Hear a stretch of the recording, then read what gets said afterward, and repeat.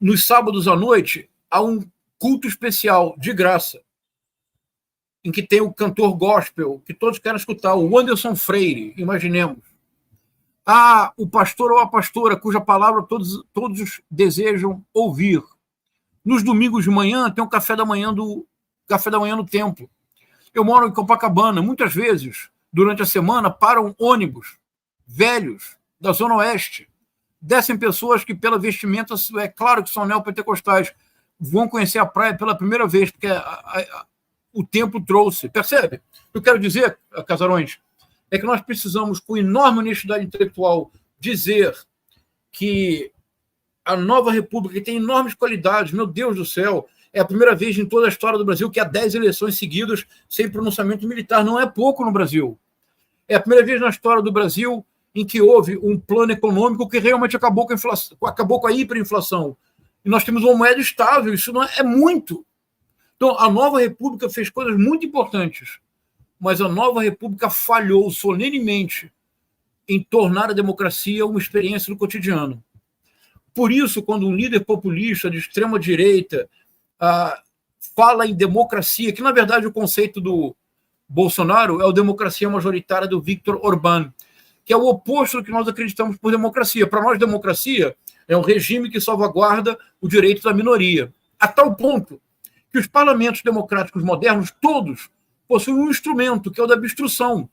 Porque se a minoria não pudesse obstruir uma pauta, a maioria seria uma arthur-lirianização do parlamento mundial. Não é desejável, porque haveria sempre um trator. Então, a democracia majoritária para o Viktor Orbán é o que o Bolsonaro disse. Somos maioria. É o que a teologia do domínio propõe. Eles se consideram democratas. Eles são maioria. Então, quem não é maioria tem que se adaptar ou desaparecer. Então, a reflexão que eu deixaria, Casarões, para o final, estaria outra conversa. É que eu acho que nós precisamos realmente, o governo precisa, nós precisamos, no espaço público, dizer o seguinte: compreendo a razão pela qual 40 milhões de evangélicos não têm apreço pela democracia como nós possuímos. Esse desapreço se relaciona a um cotidiano muito bruto. Casarões, o cotidiano brasileiro é brutal. Brutal. Às vezes eu converso com colegas que trabalham fora do Brasil, eles não acreditam no nosso cotidiano no Brasil. Simplesmente deslocar-se da casa para o trabalho, ou seja, para a universidade, é uma aventura. O nosso cotidiano... Mas imagine para esses 40, 45 milhões de evangélicos, o cotidiano deles não é brutal, é selvagem. Então, vou terminar por aqui. O que eu quero dizer, o Brasil segue ainda entre propriedade real, forma jurídica, puro eufemismo da brutalidade do cotidiano, ponha-se na rua. E na história deste país, o povo sempre foi posto na rua. Não é surpreendente que eles não tenham esse apreço que nós temos pela democracia. Nós precisamos encontrar um meio termo. É preciso políticas públicas de educação cívica, é importantíssimo, mas políticas públicas que reconheçam com enorme honestidade intelectual. Por exemplo, seria importante que o PT reconhecesse com enorme honestidade intelectual. Houve avanços excepcionais, especialmente nos 2 primeiros governos do Lula. Houve avanços que nunca haviam existido na história da República Brasileira, não é pouco. Mas no que se refere a tornar a democracia uma experiência do cotidiano, como é comum nos países europeus, nos Estados Unidos, isso nós nunca conseguimos. Excelente, André. Vamos colocar nossa comunidade aqui, por favor, fazer nossas perguntas. Vamos lá. Fantástica a live, hein, Pedro? Se tem uma coisa que o bolsonarismo fez para descobrir o professor João César, viu? Se não fosse o bolsonarismo, talvez eu nunca tivesse descoberto. A única coisa que presta nesse negócio. Mas vamos lá. Temos aqui algumas participações e perguntas. André, eu vou mandar para você os meus livros sobre Machado e Shakespeare. Me mande seu endereço. Eu só tenho o livro do senhor sobre bolsonarismo. Esses eu estou brincando. A pergunta da Silva já foi respondida, né? Mandou R$50. Deise Ribeiro mandou R$5. Por que as igrejas evangélicas estão recebendo a polícia no turno de trabalho? Não sei se vocês viram, em Brasília teve isso. Ano passado, acho que São Paulo teve isso também. Não lembro se no estado ou se na cidade. Um comentário bem rápido, André, para juntar com o que o Casarões intuiu, acho que de maneira brilhante. Casarões, olha que a partir do que você disse, olha que interessante. Você sabe quem ofereceu em 2019 um curso gratuito para todas as polícias militares do Brasil? Olavo de Carvalho. Então, entre Olavo de Carvalho e Igreja Neopentecostal. O líder é claramente Nicolas Ferreira. Acho que é uma intuição muito boa. Sim. Temos aqui o Ivo Zimmermann também mandou R$5. As falas do pastor Henrique Vieira não seriam as respostas? Por que o governo não usa uma fala assim? O que mais temos aqui? Alguns comentários aqui do João Cavalcante. Deixa eu não perder, cair Cavalcante, senão ele fica bravo comigo. João César. Por que não se faz relação política entre o neoliberalismo e os evangélicos? Não se coloca claramente que essa força política defende uma política econômica anticristã? Aí temos aqui também da Rosemary. Só aqui, né? O João acabou de fazer isso, né? O neoliberalismo, que é a falência do Estado e, portanto, da democracia, a Igreja Evangélica tomou o lugar de assistência social, né? É lá que quem é abandonado, né? Como no exemplo que ele dá das estradas, pelo Estado, encontra algum amparo. Lá ele tem nome, lá ele tem apelidinho carinhoso, lá ele tem network. E mais que isso, né? O Gessé diz muito bem, né? Eu gosto, o Gessé Souza, né? É o trabalhador que ele é filho da humilhação. Ninguém no trabalho, ele é uniformizado, ninguém olha para ele, ninguém dá bom dia, ninguém pergunta como é que ele está, ninguém oferece um café. Na igreja, não. Na igreja ele pode tudo. Na igreja ele é filho de Deus. Deus olhou para ele. Imagina, o Filho de Deus morreu por ele. É um discurso de empoderamento que ele jamais teve na vida, muito poderoso. Você nasceu para dar certo, você nasceu para ser feliz, você nasceu para ser grande, você nasceu para ser forte.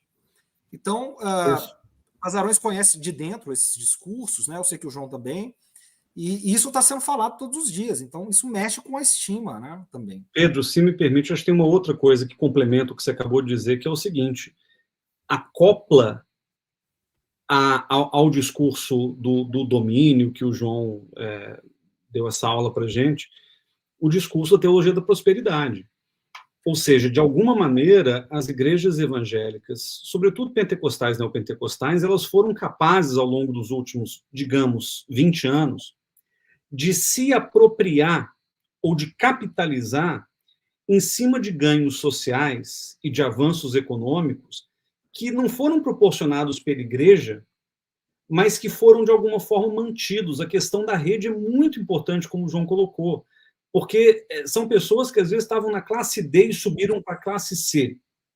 E a vida delas melhorou de maneira muito significativa, de modo que elas já iam à igreja, muitas vezes, elas começaram a, então, ganhar mais dinheiro, a prosperar, e, em vez de atribuir a responsabilidade dessa prosperidade às políticas sociais do governo, elas começaram a atribuir isso a um dado de fé puro, porque motivados, obviamente, pela fala do pastor, segundo a qual foi a fé que levou à prosperidade, não o Estado que levou à prosperidade. Então, acho que tem um movimento também, não só, como o João bem colocou, da ausência da democracia real na vida das pessoas, mas houve também uma espécie de, como é que é a expressão? Roubo de protagonismo, né? Roubou-se, de alguma forma, o protagonismo do Estado, muitas vezes na promoção dessas políticas sociais, para dizer, não, se você se deu bem na vida, meu amigo, é porque você está vindo aqui, é porque você faz parte dessa comunidade, é porque você tem fé em Deus. E, obviamente, isso cria também condições para que você vá, aos pouquinhos, minando o papel do Estado e tudo mais. Tem uma questão interessante sobre o neoliberalismo que foi perguntado aí, que eu acho crucial, que é o seguinte: existe na teologia da prosperidade toda a questão do empreendedor, do empreendedorismo, do pequeno empreendedor, ou seja, de alguma maneira, não só se rouba o protagonismo, mas também se quer deslocar a capacidade de geração de riqueza e de produção da prosperidade para o próprio indivíduo, né? Esse é um discurso muito consolidado, né, em determinadas vertentes, sobretudo neopentecostais, a ideia de que o Estado vai fazer por você.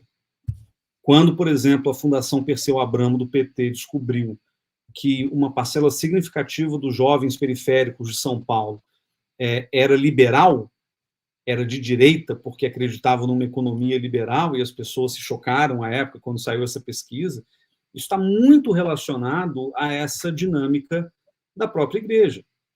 São pessoas que são ali programadas dentro da sua narrativa religiosa a empreender, a buscar prosperidade, pela via da fé e pela via dessas conexões. Então, acho que isso tudo, de alguma forma, se casa, né, orna em conjunto aí com aquilo que a gente estava discutindo antes e, enfim, torna o desafio ainda mais significativo, né, para a gente que quer entender e quer, de alguma forma, reverter esse processo. Perfeito. E aqui também tem um comentário, olha, que vai de encontro um pouco à tua fala, né, Casarões? A questão dos conselhos tutelares, né? Que foi uma coisa que, uma batalha que, enfim, importante também, né? O que mais, André? Vai lá, só um último comentário muito rápido.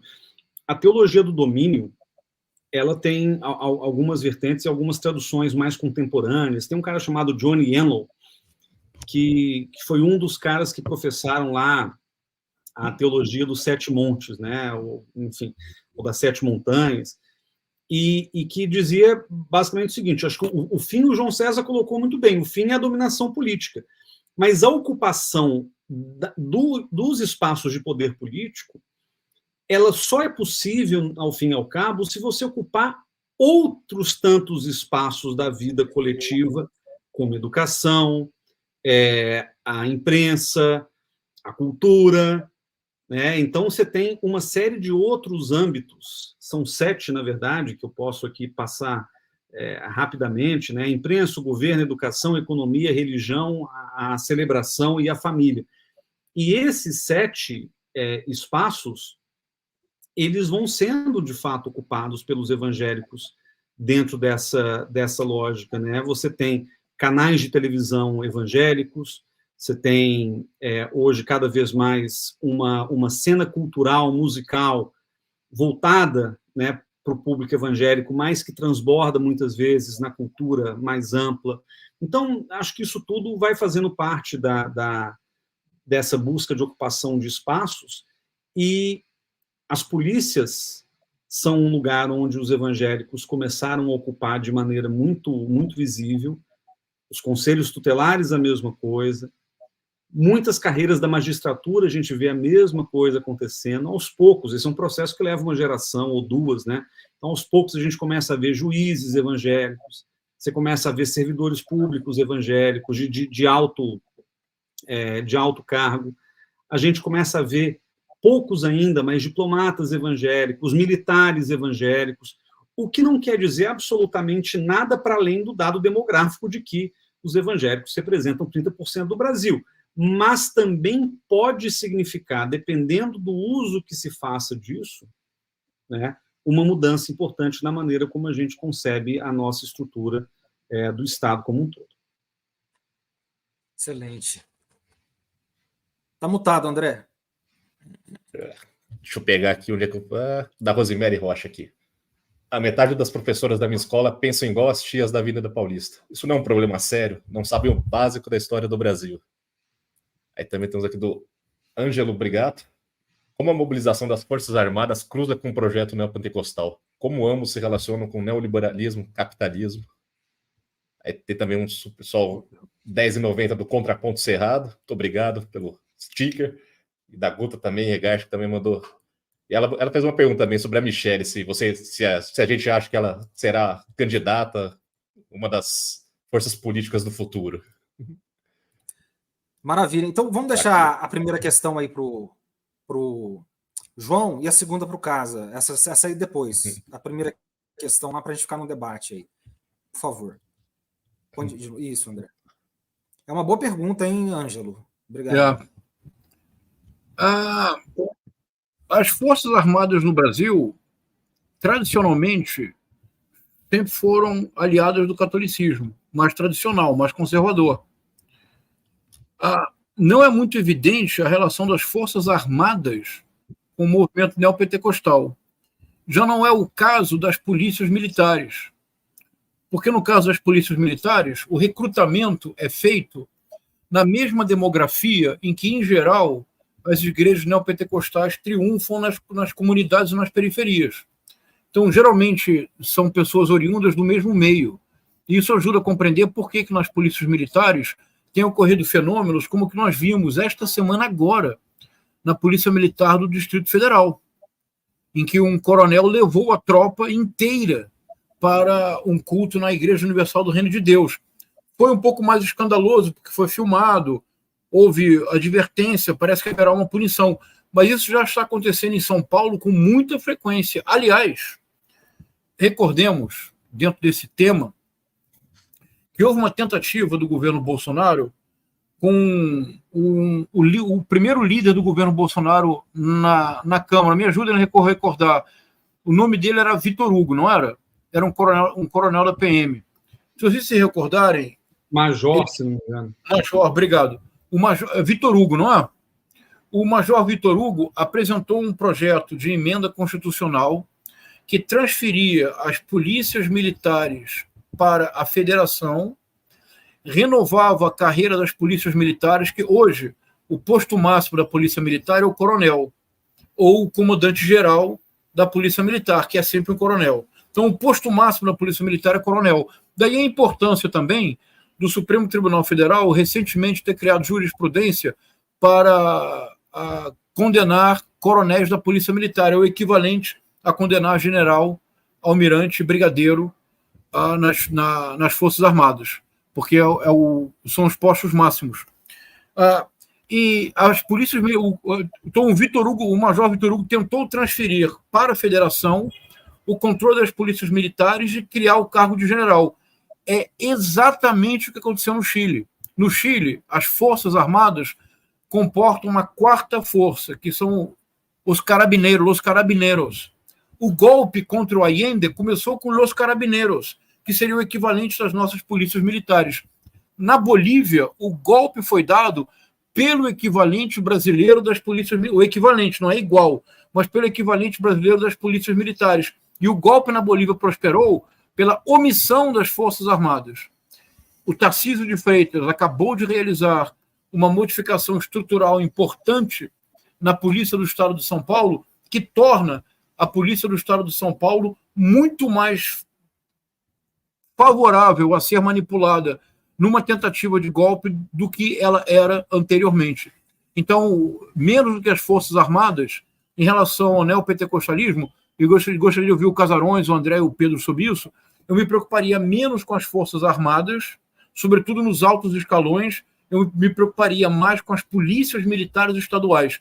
Nas polícias militares estaduais, a teologia do domínio tem feito um autêntico banquete, tem conquistado de coronéis aos postos menos importantes de uma forma muito impressionante. Isso já ocorre de maneira acentuada em São Paulo, no Rio de Janeiro e em Brasília. Maravilha. Casarões, por favor, a nossa última questão aqui, que você está no fuso horário, e aí a gente já vai... Bom, obrigado pela pergunta, Guta. É difícil dizer se a Michelle vai ser candidata, porque, primeiro que a gente tem que presumir aqui que a Michelle quer ser candidata, e é uma presunção que talvez agora esteja mais clara, a gente já possa, de alguma maneira, apostar que a Michelle quer e tem potencial para ser candidata, mas durante muito tempo foi muito mais uma especulação do que propriamente um dado da realidade. A gente viu a Michelle crescer muito do ponto de vista político nas eleições de 2022, em que ela passa a ter um protagonismo na campanha do Bolsonaro, principalmente para tentar se aproximar desse eleitorado feminino, evangélico ou não evangélico, branco ou preto e pardo, que o Bolsonaro ele próprio nunca conseguiu atingir. E especulou-se muito essa possível entrada da Michelle na política por causa de uma frase do Valdemar da Costa Neto, quando o Bolsonaro se tornou inelegível, em que ele sugeria que uma das possíveis substitutas, né, de uma eventual candidatura presidencial seria Michelle Bolsonaro, dada a inelegibilidade do cônjuge, né? É difícil dizer. Eu acho que potencial ela tem. E que agora já está claro que ela está sendo também preparada para isso, não tenho a menor dúvida. Agora, o grande problema da Michelle, se comparada ao Jair, é que a Michelle não tem essa qualidade pan-cristã que o Bolsonaro tem. O Bolsonaro conseguiu, de novo, criar uma lógica muito mais nacionalista cristã do que propriamente evangélica na sua atuação política. Ainda que ele se juntasse muitas vezes com lideranças evangélicas, etc. A Michelle já é muito mais marcadamente evangélica. E ainda que a gente entenda que isso possa ser algo bom para aproximá-la da população evangélica, essa redução da sua identidade política a um elemento religioso talvez seja um problema, né, um fardo do ponto de vista político e não o contrário. Então, eu acho que a Michelle tem potencial, mas não diria que isso está definido, né, que está determinado que ela será candidata a qualquer cargo majoritário em 2026. Maravilha. André, nosso último quadro aí, por gentileza. Os nossos convidados já até sabem como é. Só agradecendo que chegou o último de R$10 da Angélica Miranda, muito obrigado. Lembrando, né, gente, compartilhe essa live, levem a palavra, né, dessa live para as pessoas. Agradecer aos nossos convidados que ficaram até agora à tarde conosco. Nossa dica cultural, fico até envergonhado de dar alguma dica com o professor João César aqui, que eu fico até encabulado. Então, na verdade, não é nenhuma dica que eu não vi, mas minha mãe tem falado muito desse filme, muita gente falando sobre esse filme Zona de Interesse, que é o filme sobre o Auschwitz, né, sobre o Rodolfo, agora eu lembro o nome que era o administrador de Auschwitz lá, e sobre a família dele, a convivência familiar dele. E fiquei muito interessado no filme, chama Zona de... Parece o nome de filme de thriller político do Ben Affleck, mas parece que é um filme, parece que é um filme muito bom. Então, fica aí a dica. Pretendo ver em breve. Mas tá nos cinemas, né, André, esse filme, salvo engano. Saiu agora, vai concorrer ao Oscar também, essa coisa família, toda. Né, que vive do lado eles não focalizam no campo de concentração, eles focalizam na rotina da família, né? Excelente dica, hein, André? Obrigado. O André aqui, nosso diretor. João e Casarões, comentários finais e uma dica cultural, por gentileza, já agradecendo imensamente esse profícuo debate aqui. Quer começar, João? Tá bom, agradecer também a oportunidade de diálogo, aprendo sempre muito com Casarões e com vocês, foi uma alegria. Essa série que a pessoa citou aqui, The Family, é muito recomendável, interessantíssima. Eu vou recomendar um livro que acabou de sair pela Editora Autêntica, que é um livro curioso, porque é do Sergei Guriev, do Daniel Treisman, Democracia Fake, a metamorfose da democracia no século XXI. É um livro bastante acadêmico em relação aos dados, mas que tem uma prosa deliberadamente ensaística, quase jornalística, porque apresenta essa metamorfose da tirania, segundo eles, é que o modelo da ditadura do terror, que dominou o século XX, foi substituído no século XXI pelo modelo da ditadura do spin, que nós poderíamos traduzir como ditadura da manipulação.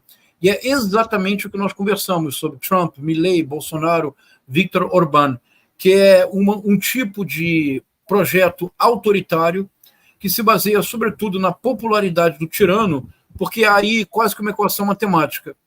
Quanto mais popular o tirano, mais autoritário ele pode sê-lo, sem parecê-lo, mantendo uma aparência de democracia. É um livro interessantíssimo e mostra que esse modelo, e isso para mim foi uma grande surpresa, ele foi gestado em Singapura, a partir da década de 60, quando o criador do Estado moderno de Singapura, que se escreve, eu vou mandar para vocês como se escreve, mas se pronuncia Lee Kuan Yew. Eu vou mandar aqui para vocês, para a audiência, porque ninguém jamais imaginaria Lee Kuan Yew no que vocês verão agora, que é este nome. Vocês podem mandar para a audiência. Ele, de fato, arquitetou um modelo de Estado autoritário que se torna sempre mais autoritário quanto mais bem-sucedido é em despolitizar a polis.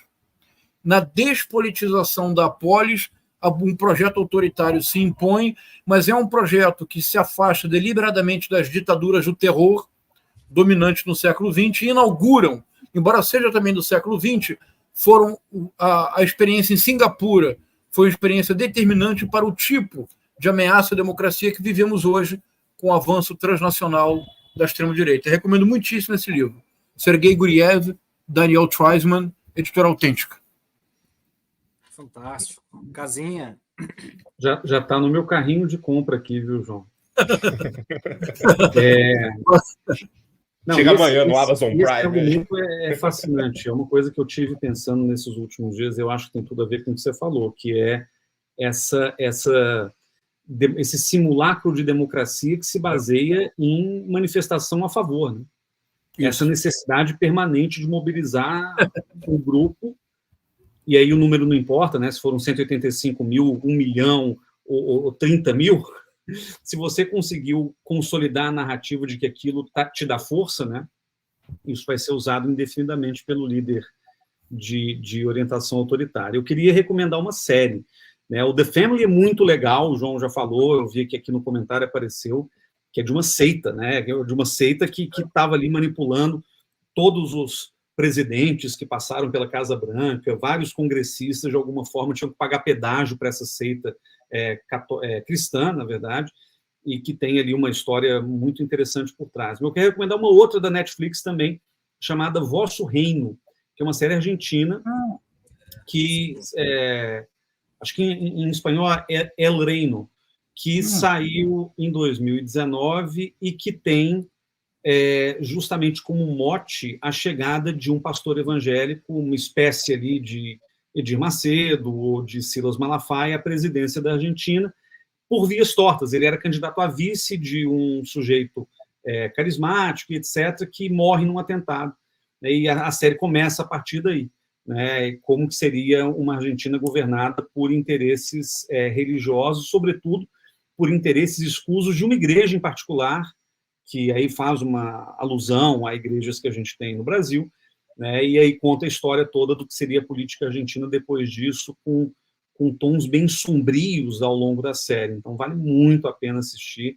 É claro que é uma ficção inclusive com elementos ficcionais muito fortes ao longo da narrativa, mas que, de alguma forma, nos dá essa visão interessante do que poderia parecer o Brasil caso, de fato, fosse consolidada essa democracia lá, Handmaid's Tale, né, o conto da Aya, no caso do Brasil ou da Argentina. Enfim. Maravilhoso. Que privilégio, hein, André? Que honra, hein? Dois dos maiores pesquisadores e pensadores desse país aqui no mundo. Não vamos esperar um ano para tê-los aqui novamente, né, Pedro? Que privilégio. Vamos trazê-los mais cedo aqui. Mais cedo. João, você, sem dúvida nenhuma, mudou assim, a forma e a percepção de analisar a extrema-direita. Para mim, foi uma sacada, né? Alguma coisa desse tipo. Tratar esse festival que teve aí na Paulista de, sobretudo, um show neopentecostal, né? Uma reunião, uma agregação neopentecostal, antes que qualquer outra coisa. É admirável o seu trabalho, sua coragem, seu empenho, seu esforço. Você faz um papel público aqui destemido e com consistência, que é muito difícil, né? E você consegue fazer isso aqui. Então, você é muito importante para o debate público. Obrigado. É uma honra aqui. Eu e o André somos fãs do seu trabalho, né? Admiradores. É uma honra ter você aqui. Muito obrigado, viu, João? Não, puxa, muito obrigado. Eu nem sei o que dizer agora, eu fiquei até sem graça. Muito obrigado, Pedro. Muito obrigado, André. Uma alegria rever o Casarões. Muito obrigado, Pedro, pela gentileza. Volte mais vezes. Muito obrigado. O Casarões é uma referência máxima, né? O Casarões a gente trabalhou muito tempo junto, tá sempre trabalhando, é um amigo do coração. Minha alegria estar na mesa com ele, compartilhar com ele. É um professor de relações, ao contrário, viu, João, do que o senhor pensa, ele é mais velho que eu, né? Ele um pouquinho mais, mas é mais velho, né? Casarões, então você está muito bem, nos dê a receita. É isso. Obrigado, João, obrigado. Então, ele sempre foi uma referência para mim, João, né? Quando eu cheguei para dar aula, ele me contratou, inclusive, estava na minha banca, né? Não foi ele que me contratou, a gente nem se conhecia, né? Mas ele estava na minha banca de aprovação para dar aula. E lá na Faculdade Rio Branco, né? Ele e a Denilde. A Denilde era coordenadora. E a gente ficou muito amigo, enfim, ele sempre me inspirando, né? E o Casarões, eu sempre gosto de falar isso, né? Que você conhece o professor no dia a dia, né? Tá certo? Os alunos eram apaixonados por ele, a gente fechava a faculdade, sexta-feira a aula ia até 10h30, a gente não saía antes das 11, porque depois não tem medo, sabe, do trabalho, gosta do que faz, os alunos tirando dúvidas, perguntando, a gente mandava textos, indicava ali, igual a gente está fazendo aqui exatamente agora. Então, o Casarões, ele é apaixonado pelo que faz, tem muita competência e é fundamental para o debate público democrático. Obrigado, viu, Casinha? Beijo no coração aí. Valeu, Pedro, valeu, André, valeu, João, também aprendo muito contigo e é sempre um prazer estar aqui nessa conversa. Pedro coloca as pessoas em contato, traz todo mundo para o mesmo espaço, isso é um privilégio também. Valeu. Essa é a ideia do Moinho, né, André? Congregar pessoas. Minha dica, eu vou dar 2 dicas. O primeiro... Pedro, antes de você dar, deixa eu agradecer o Marcelo Guerrão, que acabou de mandar R$5 aqui, ó. Parabéns pela bela live. Expresso aqui minha felicidade de ter acesso aos debates feitos aqui no GGN, que tanto me ajudam nas minhas aulas de geografia. Valeu, obrigado, Marcelo. Desculpa interromper, Pedro. Não, inspirado aqui na fala do João, é o livro do Edir Macedo, mas o Plano de Poder, certamente, mas a biografia dele, eu não sei se você já leu a biografia dele, João. Seu Casarões. É fantástico. Tá. Vale a pena. Ela foi escrita pelo Douglas Tavanolaro, que, salvo engano, é sobrinho dele, e que dirigiu a Record há muitos anos. E essa biografia é uma biografia, sim, sei lá, 2000 e talvez, entre 2000 e 2010, não sei dizer, né? Mas assim que ela saiu, ela caiu no meu colo. Eu acho que eu li em 3 sentadas, assim. É uma biografia absurda. Ela é absurda. Para entender, né, o plano de poder dele, tá tudo ali, né? É impressionante essa biografia, né? E tem um filme que eu gosto muito, que é de um Brasil distópico, dominado no futuro por seitas de diversas matizes, né? Com a Dira Paz, fenomenal Dira Paz, que chama Divino Amor. É muito bom esse filme. Então, recomendo aí o livro e o filme da Dira Paz, Divino Amor. Depois vocês assistam aí o trailer, procurem. É um grande filme. Bom, não tenho palavras aqui para a nossa comunidade que participou muito ativamente hoje, está conosco aqui até o final. Muito obrigado mais uma vez, Casarões, João, André. Valeu. Até semana que vem. Um beijo no coração. Semana que vem. Obrigado. Boa noite para todos. Gente. Boa noite. Obrigado.